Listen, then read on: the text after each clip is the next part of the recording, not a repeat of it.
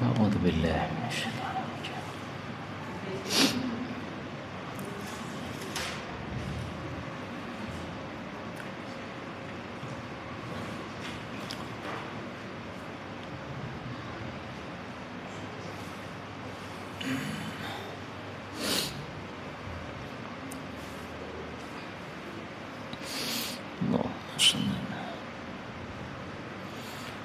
بسم الله الرحمن الرحيم.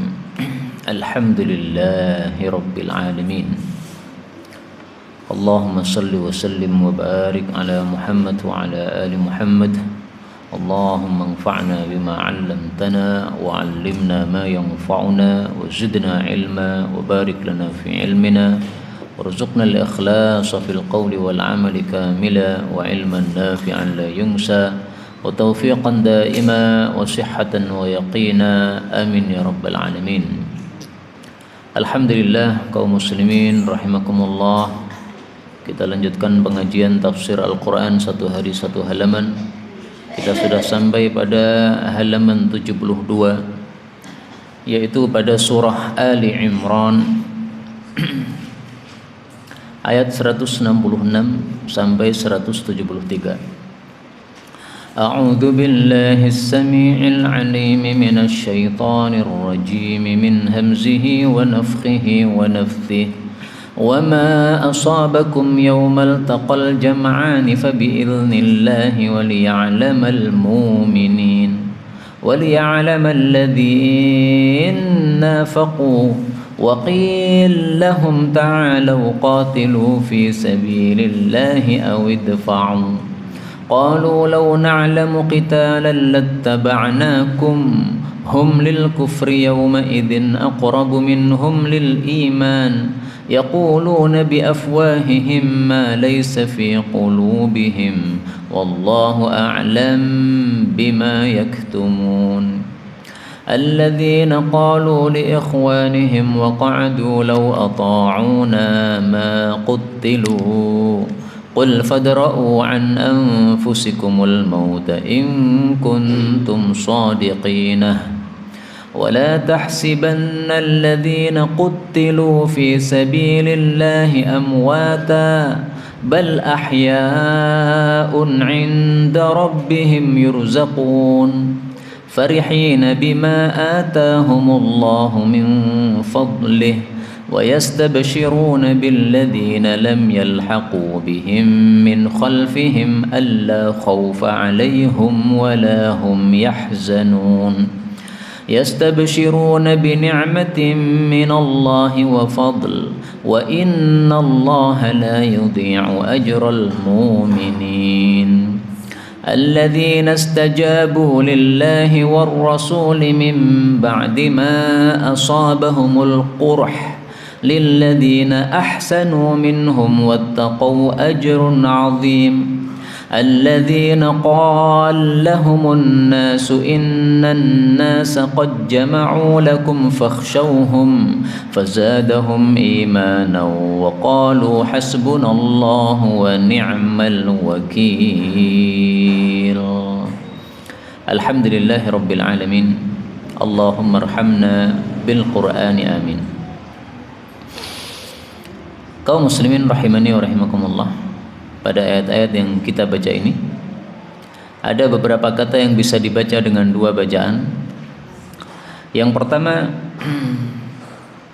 pada ayat yang ke-167, alladzina nafaqu, nun ketemu nun, ini bisa dibaca idgham menjadi alladzina nafaqu. Demikian juga kalimat setelahnya, waqila lahum, lam ketemu lam, ini bisa dibaca idgham menjadi waqil lahum. Kemudian pada ayat 168 ada kata qutilu, tadi saya baca qutilu, taknya ditasydid, boleh. Maknanya berubah sedikit saja, tidak banyak perubahan. 169 wala tahsabanna, tadi saya baca tahsibanna, sinnya boleh di kasrah. Kemudian qutilu lagi, taknya boleh ditasydid, qutilu atau qutilu. Ayat 170 alla khaufun, tadi saya baca alla khaufa alaihum, boleh dibaca fa-nya di fathah, ha-nya di dhammah, alaihum. Ayat 171, wa annallah, saya baca wa innallah, hamzahnya di kasrah, boleh. Kemudian ayat 172, al-qarah, tadi saya baca al-qurah, qafnya di dhammah, boleh. Terjemahnya tidak berubah. Qarah, qurah itu luka, ya. Sama dengan lasun, lisun, lusun, pencuri ini. Kemudian ayat terakhir 173, qad jama'u, dal ketemu jim. Ini susah bagi sebagian orang Arab. Qad jama'u, maka diidghamkan menjadi qad jama'u. Lebih mudah, ya. Qad jama'u, dalnya hilang. Ini semuanya adalah qiraah mutawatirah yang sumbernya dari Rasulullah sallallahu alaihi wasallam. Adapun tafsirnya secara ringkas, Allah mengatakan pada surah Ali Imran ayat 166, wa ma asabakum, dan apapun yang menimpa kalian, yauma, pada hari, iltaqa, berjumpa, al-jam'an, dua kelompok, yaitu kelompok kafir dan kelompok muslim pada perang, itu semuanya adalah fabiidznillah, dengan izin Allah, maksudnya dengan takdir dari Allah Subhanahu wa taala, waliya'lamal mu'minin, dan supaya Allah mengetahui siapa-siapa yang beriman. Ayat 166 ini masih membahas kekalahan pada perang Uhud. Kok terjadi kekalahan pada perang Uhud? Kenapa? Maka Allah mengatakan fabiidznillah, itu izin dari Allah, maksudnya takdir dari Allah. Jadi yang menetapkan menang, menetapkan kalah itu Allah. Karena Allah itu menetapkan segala sesuatu. Memunculkan penyakit, kemudian melenyapkan penyakit. Dulu ada Covid sehingga sholat jamaah diganggu. Sekarang katanya sudah tidak ada lagi. Mungkin sudah berubah menjadi bentuk lain. Sekarang sehingga sholat jamaah sudah aman, nyaman, tentram. Nah, siapa yang mendatangkan penyakit, siapa yang menghilangkan? Allah. Kemudian kok terjadi kekalahan pada perang Uhud? Hakikatnya atau hikmahnya apa? Hikmahnya waliya'lamal mu'minin, supaya diketahui siapa yang beriman, siapa yang tidak. Kalau orang beriman mengalami perang kalah, itu tidak menyebabkan imannya jadi kacau, tidak. Mereka yakin ini takdir dari Allah, diterima dengan lapang dada. Adapun orang-orang munafik, begitu mengalami kekalahan dalam perang, maka mereka jadi zilzal. Zilzal itu goncang, hatinya goncang, ragu-ragu. Ini sebenarnya Muhammad ini nabi benar atau bukan? Kalau nabi kok kalah? Nah, akhirnya mereka maju mundur mengikuti Nabi Muhammad sallallahu alaihi wasallam. Nah, maka Allah katakan di sini supaya diketahui siapa yang beriman, kadang-kadang dibuat kalah. Maka orang-orang yang beriman tetap mengikuti Nabi Muhammad sallallahu alaihi wasallam. Adapun orang-orang munafik, begitu mengalami kekalahan, mereka langsung tampak kemunafikannya. Karena itu Allah mengatakan pada ayat berikutnya, waliya'lama, dan supaya Allah mengetahui alladzina nafaqu, siapa-siapa orang-orang yang munafik. Yang dimaksud orang-orang munafik di sini adalah para pengikut Abdullah bin Ubay bin Salul. Dia tokoh munafik yang hidup di kota Madinah. Abdullah bin Ubay bin Salul dan sahabat-sahabatnya ini pada waktu perang Uhud itu mereka sudah keluar dari Madinah untuk menuju ke medan Uhud, karena Uhud nggak jauh dari Madinah. Ini Madinah, gunung Uhud itu di utaranya. Nah, mereka sudah keluar, tapi di tengah perjalanan sebelum perang Uhud terjadi, mereka balik ke Madinah. Maka Allah mengatakan waqila lahum, dan dikatakan kepada orang-orang munafik tadi, ta'alau, kemarilah, maksudnya jangan balik ke Madinah. Qatilu fi sabilillah, berperanglah di jalan Allah, yaitu membela Nabi Muhammad sallallahu alaihi wasallam. Awidfa'u, atau bantulah. Yang dimaksud bantulah ini, kalian enggak ikut perang enggak apa-apa, yang penting ikut ke medan jihad sehingga jumlahnya kelihatan banyak. Kalau jumlahnya kelihatan banyak, orang-orang kafir jadi ketakutan. Nah, itu maksud dari idfa'u. Intinya dilarang pulang, jangan pulang. Kalian kalau enggak berani perang, nggak usah perang, nggak apa-apa, yang penting jangan pulang, sehingga tetap menuju medan jihad, tapi nanti di belakang saja, nggak usah maju, yang penting jumlah kita terlihat banyak. Nah, itu maksud kata-kata idfa'. Nah, yang ngomong seperti itu siapa? Ya tentu saja sebagian umat Islam yang tidak menghendaki orang-orang munafik tadi pulang. Karena kalau orang-orang munafik dibiarkan pulang, jumlah umat Islam jadi kelihatan sedikit. Kalau kelihatan sedikit, nanti orang kafir akan semangat untuk menghabisi umat Islam dan tidak ada rasa takut sama sekali. Padahal perang itu menang kalahnya kadang-kadang salah satu sebabnya rasa takut atau rasa berani. Melihat musuh kecil, maka muncul keberanian, akhirnya menang. Melihat musuh banyak atau kuat-kuat, akhirnya ketakutan, menyebabkan kalah betul. Maka orang-orang munafik ini ketika diomongi begitu, apa mereka jawab? Qalu, mereka munafik mengatakan, lau, kalaulah na'lamu, kami mengetahui qitalan, adanya perang, lattaba'nakum, sungguh kami mengikuti kalian, yaitu ikut dalam perang Uhud. Jadi maksudnya mereka mengatakan, kami pulang itu karena yakin tidak mungkin ada perang. Maka karena tidak mungkin ada perang, ngapain kita ke medan Uhud? Sama aja nanti juga nggak ada perang, udah pulang sekarang aja.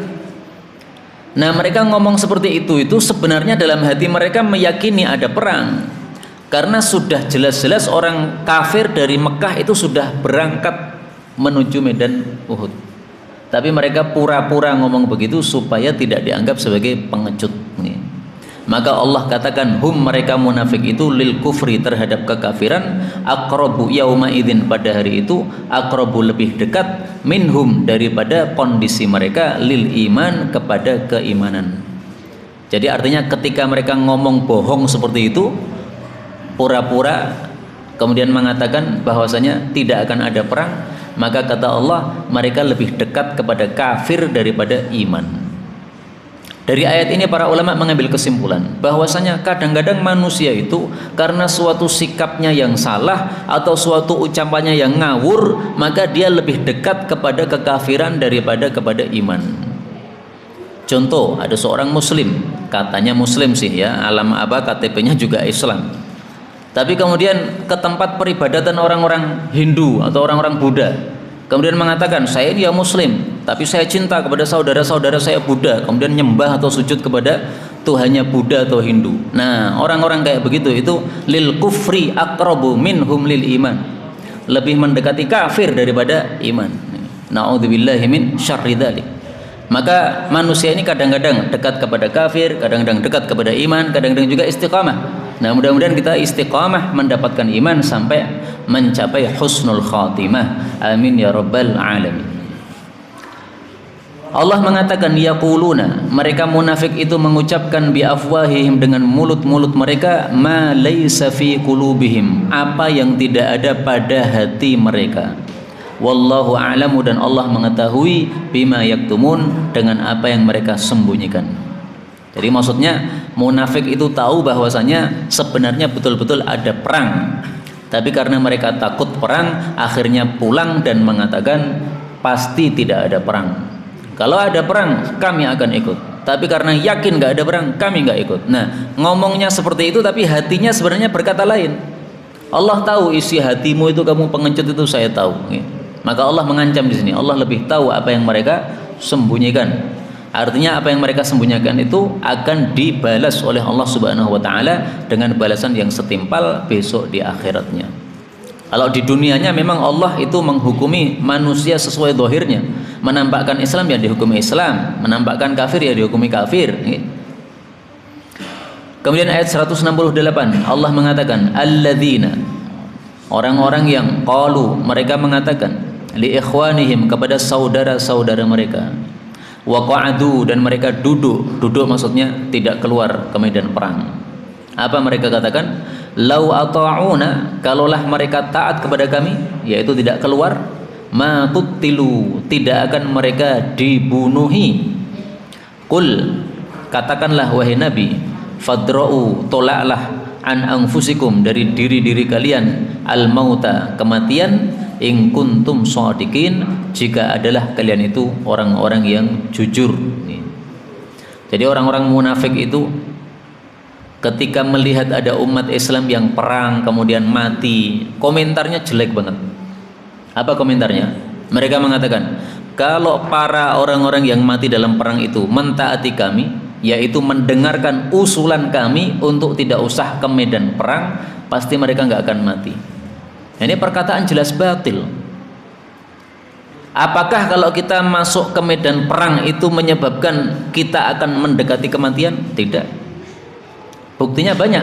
Khalid bin Walid itu selalu kalau di medan jihad selalu di depan, nggak pernah di belakang, nggak pernah, di tengah juga nggak pernah, selalu di depan karena dia pemberani dan karena dia panglima.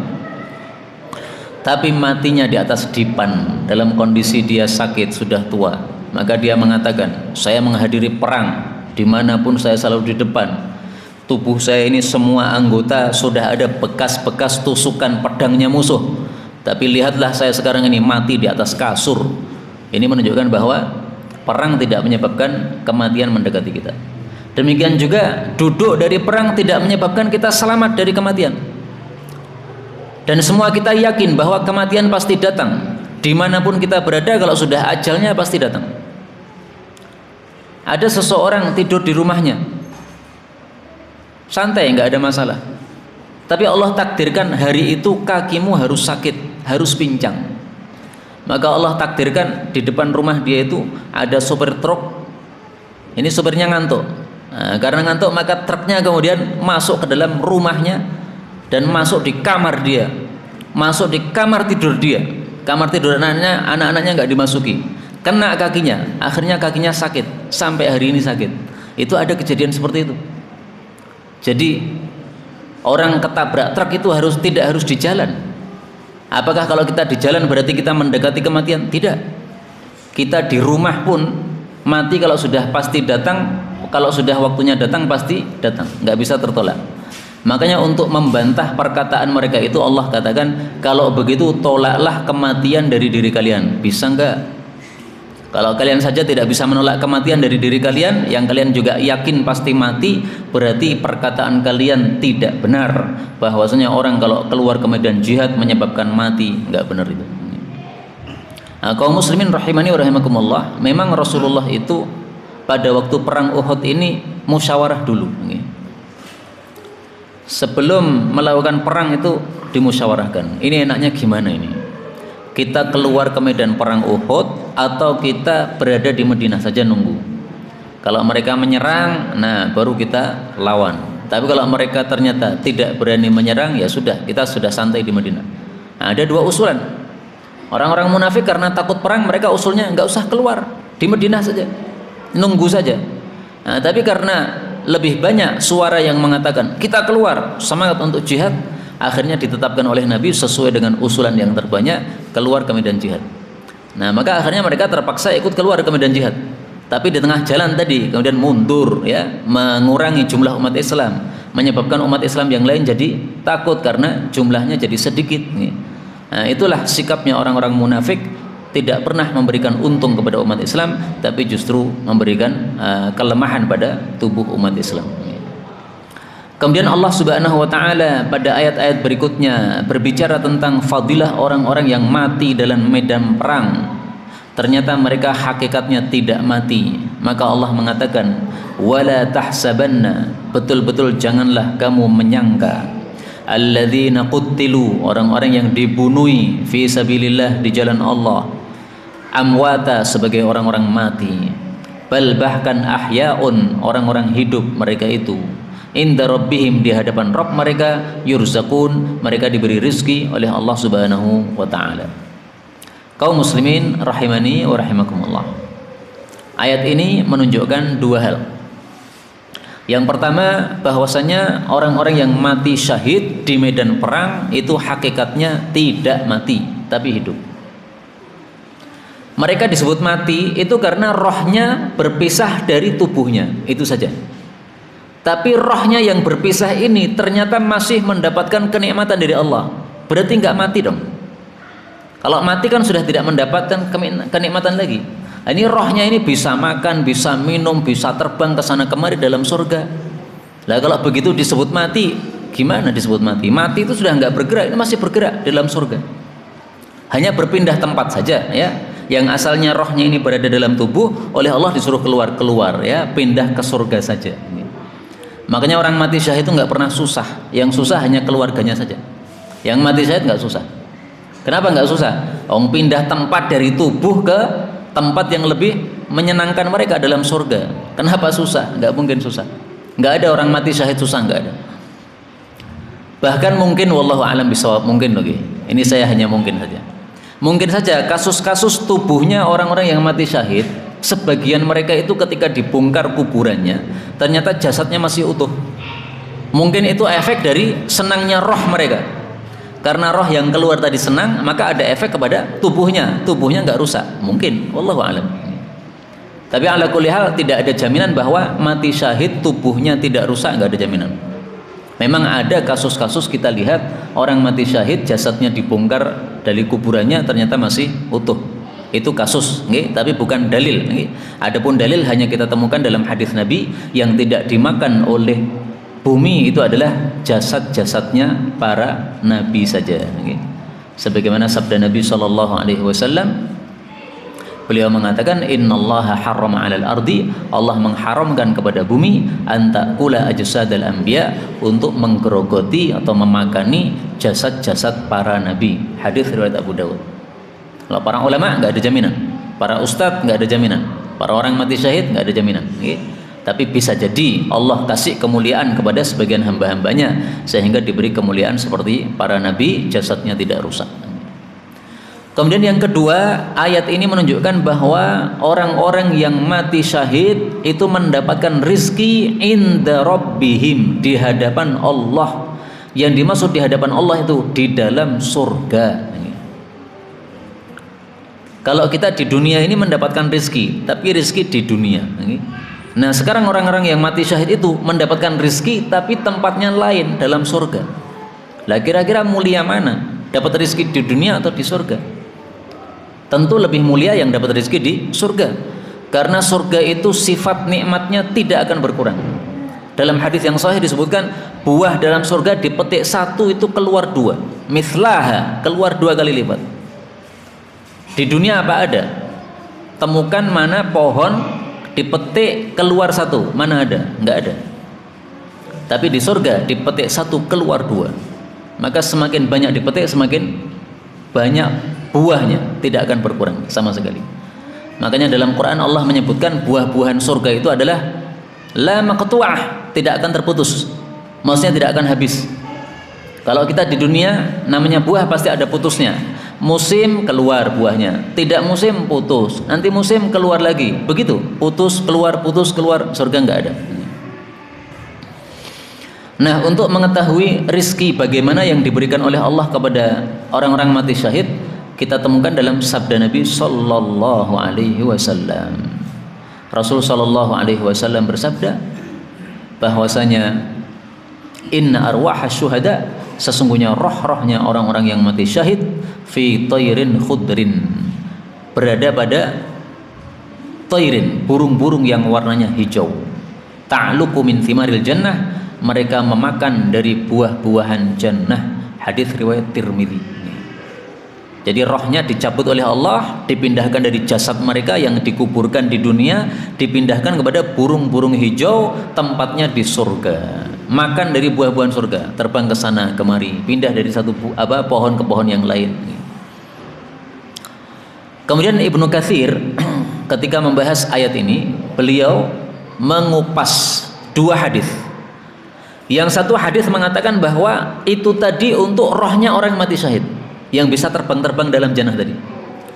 Ternyata hadis yang kedua menunjukkan semua roh orang beriman begitu. Innama nasamatul mu'min, tiada lain nyawanya orang beriman itu ta'irun ya'luqu fi syajaril jannah, menjadi apa ini? Burung yang makan dari pohon-pohon jannah sampai dibangkitkan oleh Allah Subhanahu wa taala, kemudian disambungkan kepada jasadnya masing-masing nanti pada hari kiamat. Nah, kata Ibnu Katsir, ini dua hadis sama-sama sahihnya. Yang satu mengatakan itu rohnya orang mati syahid, yang satu mengatakan rohnya seluruh orang beriman. Karena itu ringkasnya memang dua-duanya masuk ke dalam jannah, tapi bedanya roh-rohnya orang yang mati syahid itu kal kawakib bin nisbah ila arwah umumil mu'minin. Itu seperti bintang-bintang sehingga tempatnya tinggi-tinggi sana dibandingkan dengan roh-roh orang beriman yang tidak mati syahid. Sama-sama rohnya masuk jannah, tetapi apa?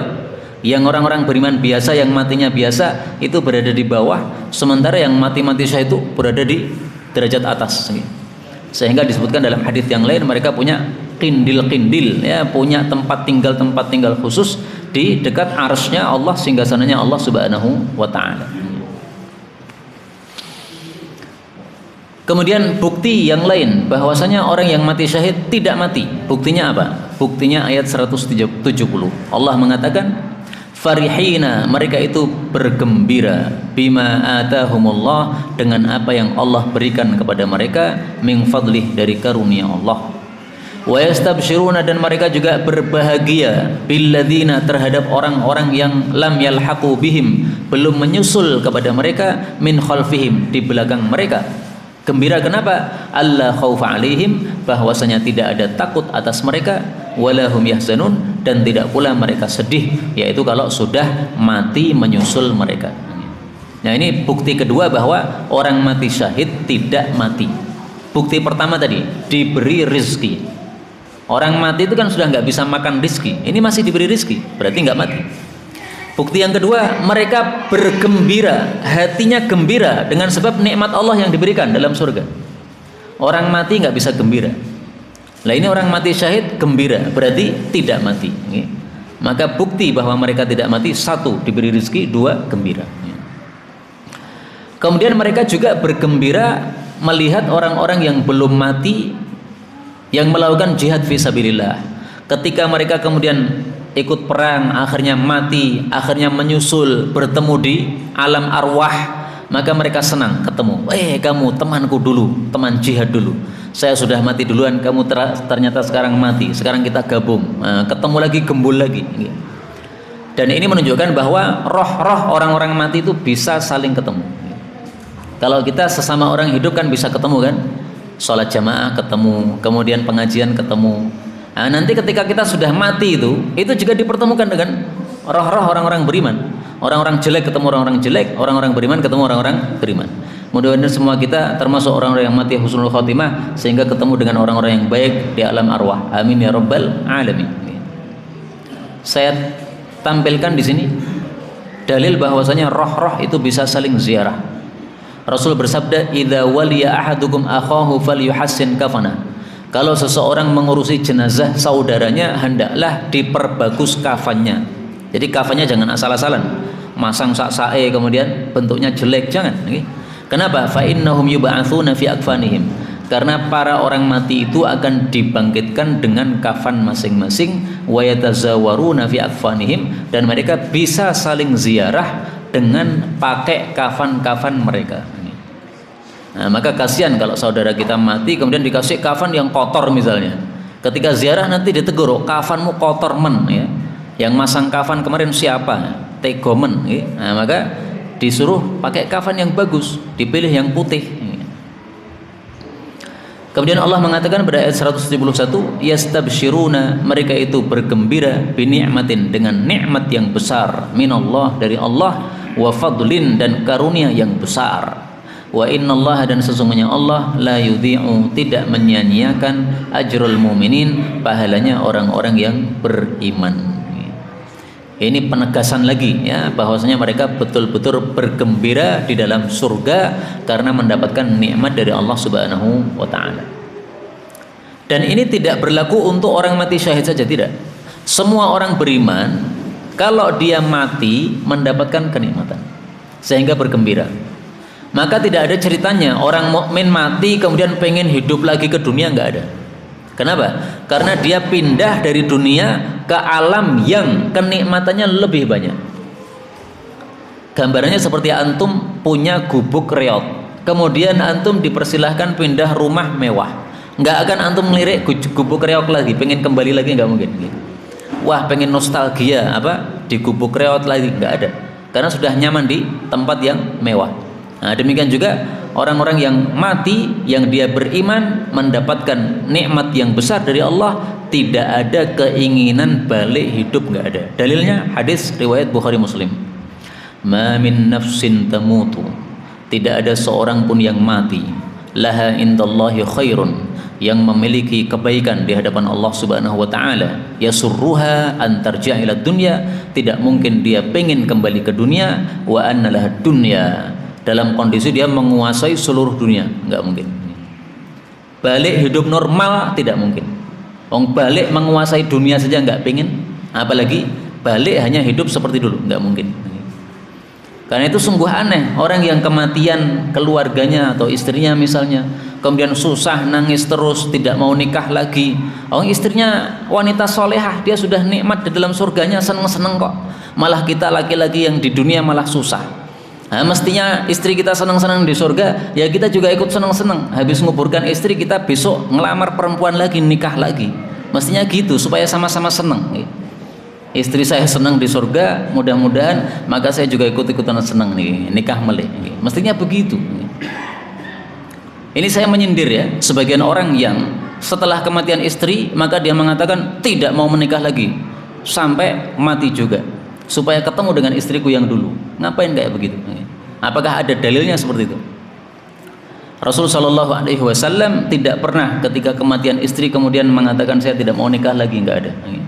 Bahkan beliau mengumpulkan istri sampai 11 istri, Masya Allah. Kemudian Nabi SAW mengatakan illa syahid, kecuali orang yang mati syahid, maka dia berangan-angan untuk balik ke dunia, lalu pengen terbunuh lagi yang kedua kalinya, karena melihat fadilah mati syahid yang sangat besar.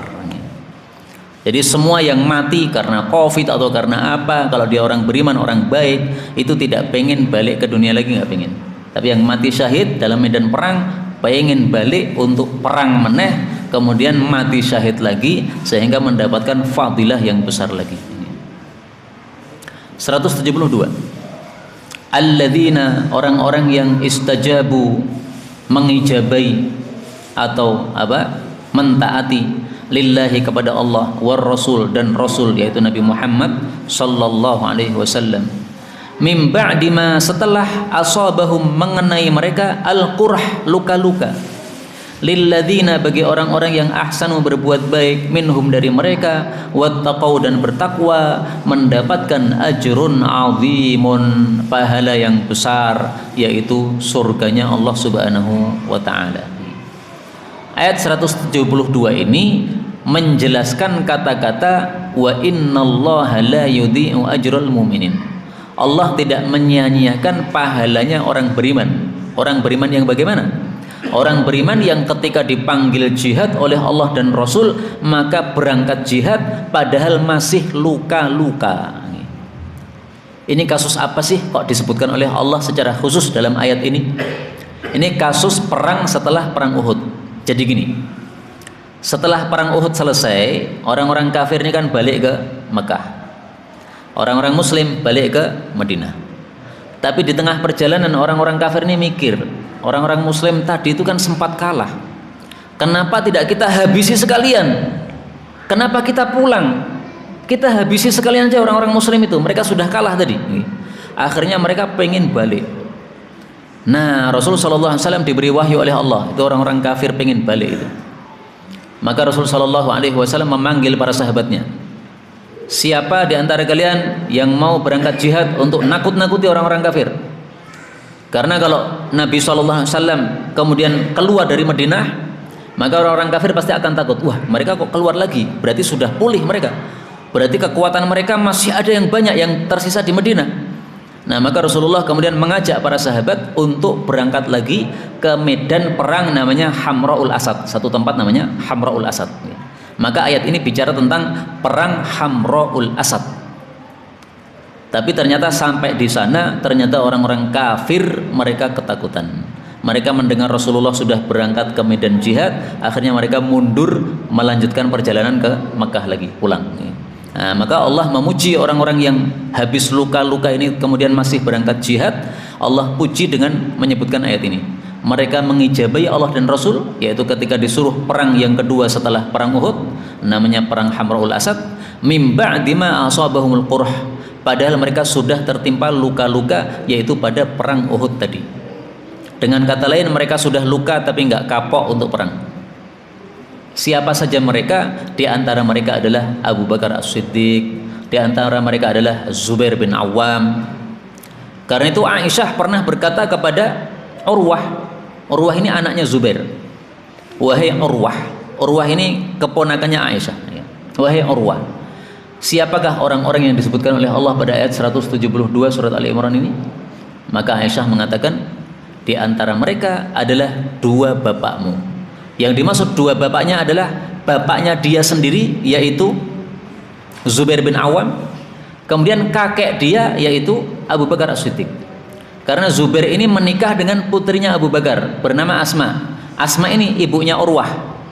Nah, maka Zubair bapaknya Urwah termasuk yang ikut perang Hamraul Asad tadi, dan Abu Bakar As-Siddiq kakeknya Urwah termasuk yang ikut perang dalam Hamraul Asad tadi.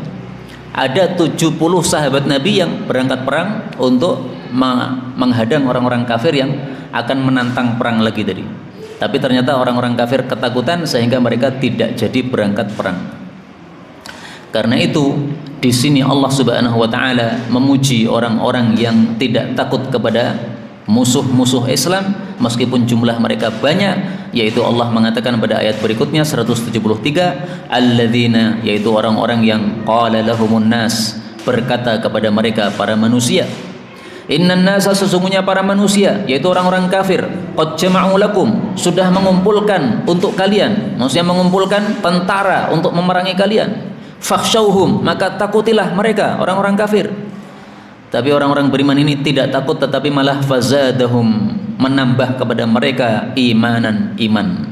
Jadi kata-kata yang menakutkan tadi malah menambah iman.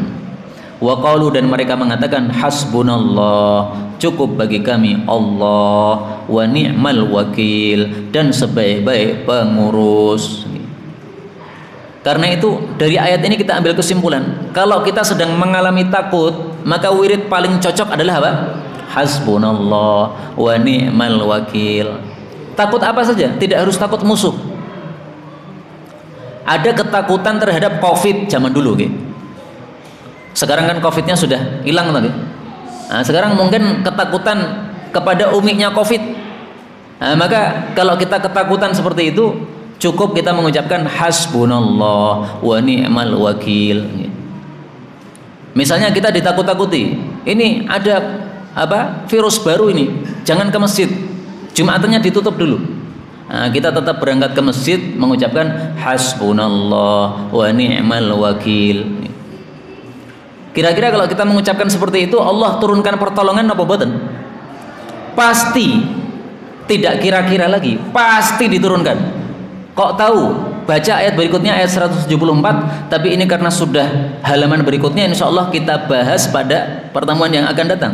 Allah mengatakan pada ayat berikutnya, fanqalabu bi ni'matin minallah, maka mereka kembali membawa nikmat Allah, lam yamsashum su, tidak terkena keburukan apapun terhadap mereka. Ini janji dari Allah. Siapa yang ketakutan mengucapkan hasbunallah wa ni'mal wakil, tapi yakin gak hatinya gitu, maka pasti kembali dengan nikmat dan tidak terkena sedikit pun keburukan. Ini janji dari Allah. Perhatikan kata-kata fanqalabu, lalu mereka kembali. Fa itu dalam bahasa Arab menunjukkan urutan tanpa jeda. Begitu mengucapkan hasbunallah wa ni'mal wakil, langsung diberi selamat oleh Allah, langsung diberi aman oleh Allah Subhanahu wa taala, langsung, nggak ada jeda, nggak ada. Kalau kita mengucapkan hasbunallah wa ni'mal wakil kemudian kena COVID dulu, sakit dulu 1 bulan, itu berarti tidak pakai fa namanya. Di sini pakai fa, fanqalabu, langsung mendapatkan nikmat Allah. Nah, maka bahasa Arab ini sangat penting untuk memahami ayat-ayat Quran. Tanpa ilmu bahasa Arab kita tidak akan paham seperti itu. Nah, dalam bahasa Arab kata-kata fa artinya lalu berbeda dengan thumma yang artinya kemudian. Kalau thumma itu ada jedanya, tapi kalau fa lalu nggak ada jeda.